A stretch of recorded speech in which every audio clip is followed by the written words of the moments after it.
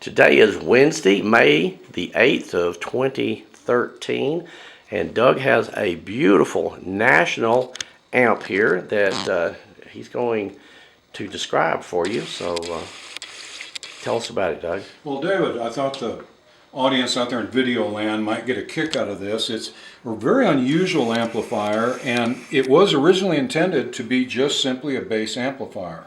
There's a knob over here that says guitar, low bass, and high bass. And I really think this might have been National's answer to the Fender Bassman, and that yes, it's a good bass amp, but it can also be a really great guitar amp. And we're going to discuss how they did that and how they could have probably done it better. But I want you to look at the dashboard of this. Is perfect. I've seen many of these that are corroded and are just a mess. But it's really, I was very, very impressed by the condition of it. Okay, the sides of the cabinet are covered also with a material that reminds me of something you'd see on like a 59 DeSoto or something. Very unusual kind of sculpted material that's just gorgeous. Grill cloth is beautiful, bright shiny gold. The really nice chrome dashboard, and then this crazy handle, which is one of the National trademarks. I swear they bought these from some stove manufacturer. It looks like my mother's stove back in the 50s, where you'd open the door to see if the cookies were done.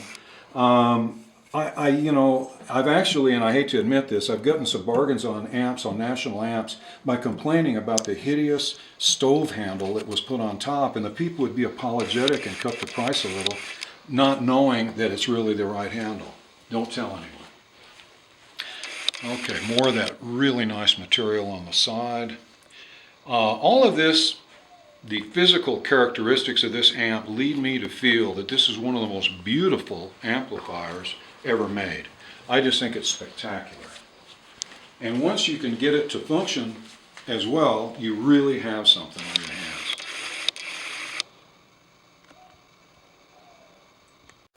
David, once we look at the back of this, you can start to see just what a beautifully balanced amp this is. If you took a chainsaw, God forbid, and cut it in half, you would have two absolutely symmetrical amplifiers.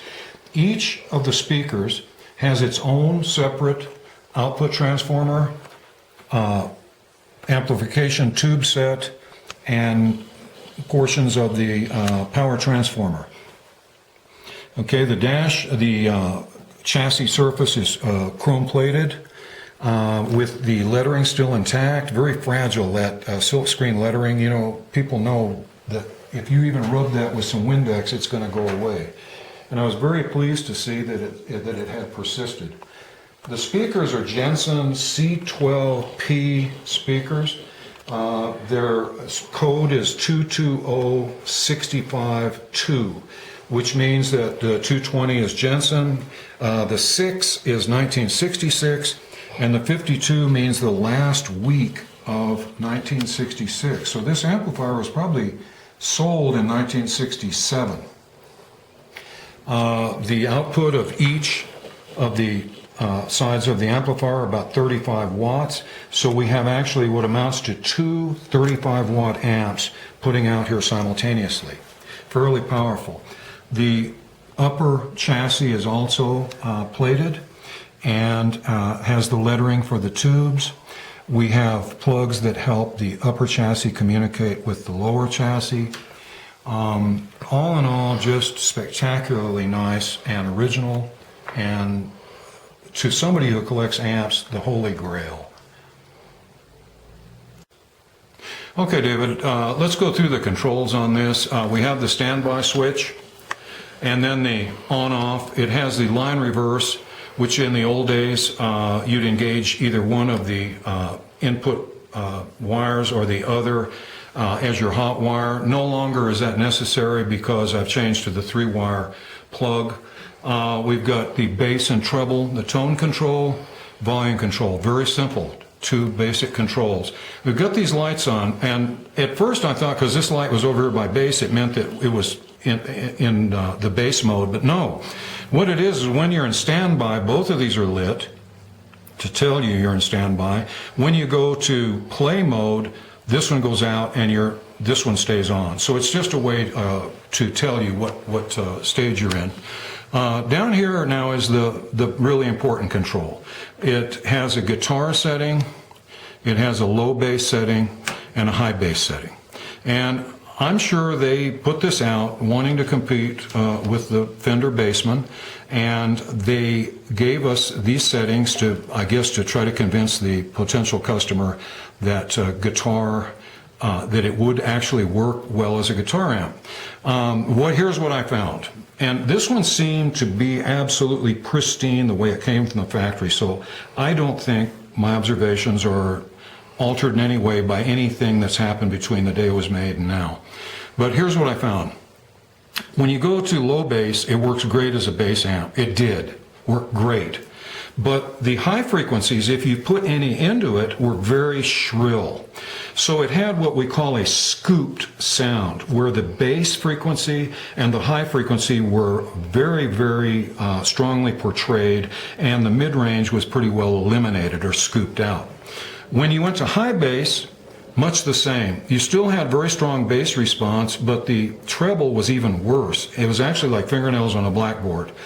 The worst of them all was to go over to guitar. In this case, they were running the bass frequencies out of the signal chain through a 68K resistor, and so they were eliminating the bass and then still giving you the shrill, just really strident high frequencies. So I think they had good intentions when they did this, but it didn't work. So here's what I did. I went in and changed in the guitar setting. I increased that 68K resistor to 2.2 meg.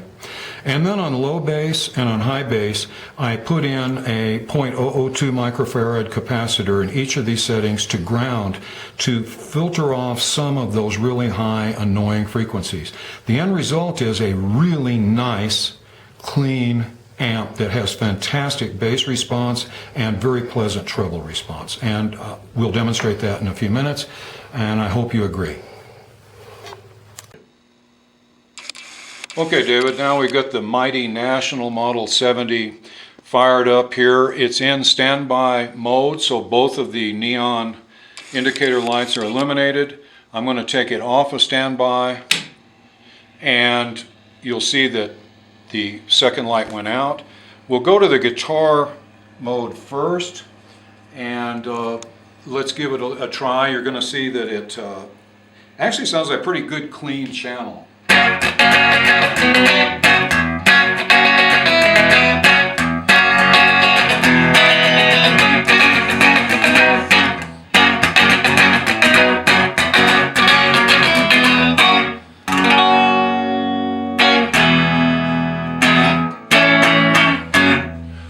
Okay, now let's go to high bass, where we're going to get a pretty good amount of treble and a whole lot more bass.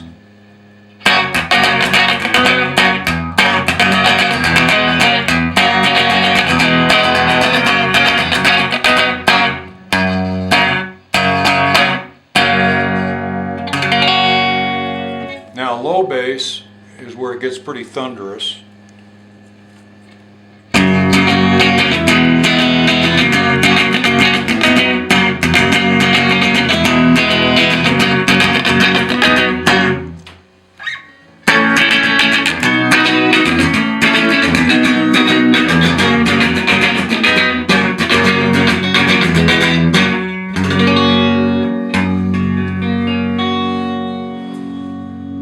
Back to guitar for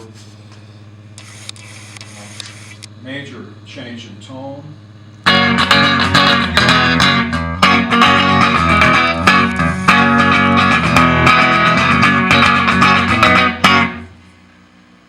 Go high bass.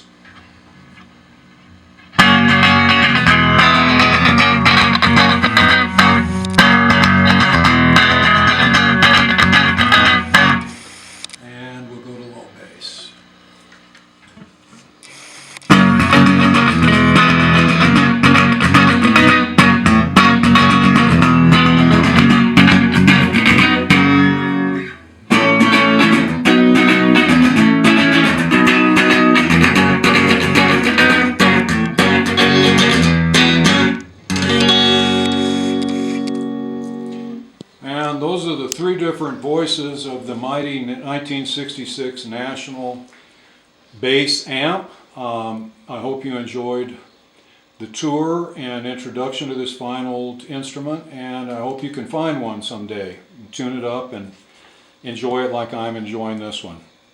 Thank you for your time and your interest. Hope to see you soon on our next video featuring classic and vintage amps.